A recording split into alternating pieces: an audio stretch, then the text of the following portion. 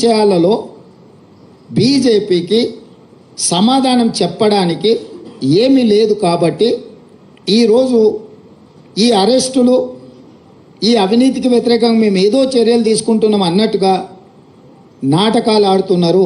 ఈ నాటకాన్ని ప్రజలు గమనించాలి. మొన్న జరిగిన ఎన్నికల్లో మేము ఇచ్చిన మాట ప్రకారం ప్రజలకు అన్ని రకాలుగా సహాయంగా నిలబడి ఒక విశ్వాసాన్ని కల్పించి స్వేచ్ఛాపూరితమైన వాతావరణంలో పరిపాలన అందిస్తున్నాము. రాబోయే పార్లమెంట్ ఎన్నికల్లో కాంగ్రెస్ను దొంగ దెబ్బ తీయడానికి వీళ్ళిద్దరు కలిసి ఆడుతున్న నాటకము. ఒకవేళ ఇది నాటకం కాకపోయిన ఉంటే చంద్రశేఖరరావు గారు ఎందుకు ఇంతవరకు స్పందించలేదు? కూతురును అరెస్టు చేస్తే తండ్రిగానైనా స్పందించాలి. ఒకవేళ అలా స్పందించినప్పుడు శాసనమండలి సభ్యురాలను పార్టీ సభ్యురాలని అరెస్టు చేస్తే పార్టీ అధ్యక్షుడిగైనా స్పందించాలి.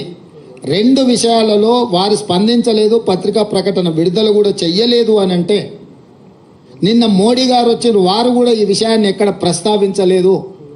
తెలంగాణ రాష్ట్ర పర్యటనలో మోడీ గారు ఉన్నప్పుడే నిన్న మధ్యాహ్నం 1:20 ఈడీ అధికారులు వచ్చారు. 5:20 కవిత గారిని అరెస్టు చేశారు. 7 గంటల తర్వాత ఢిల్లీకి తీసుకెళ్ళినట్టున్నారు. అంటే పూర్తి సమాచారం మోడీ గారికి ఉన్నది కదా. ప్రధానమంత్రిగా వారి పర్యటన ఉన్నప్పుడు ఈడీ అధికారులు, ఇన్కమ్ ట్యాక్స్ అధికారులు ఒక రాజకీయ పరమైన అంశంలో చర్యలు తీసుకుంటున్నంటే ఎందుకు మోడీ గారు నిన్న తన రోడ్ షోలో ప్రస్తావించలేదు? చంద్రశేఖరరావు గారు మౌనము, మోడీ గారి మౌనం వెనకాల ఉన్న వ్యూహం ఏంది? వీళ్ళు ఎందుకు వ్యూహాత్మకంగా వ్యవహరిస్తున్నారు? అరెస్టు నేను ఖండించలేదు చంద్రశేఖరరావు గారు, అరెస్టును మోడీ సమర్థించలేదు.